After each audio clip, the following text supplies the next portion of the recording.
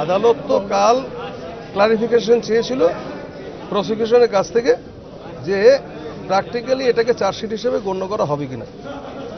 কারণ আদালত বলেছিলেন যে আমার কাছে যে মেটেরিয়ালস পাঠানো হয়েছে তা অসঙ্গতিতে পরিপূর্ণ।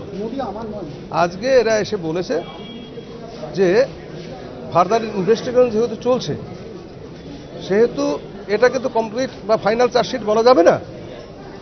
আপাতত যা মেটেরিয়ালস আছে সেই মেটেরিয়ালসের উপরে কেসটা প্রসিড করুক, তারপরে যখন সাপ্লিমেন্টারি চার্জশিট হবে বাদবাকিটা দেখা যাবে।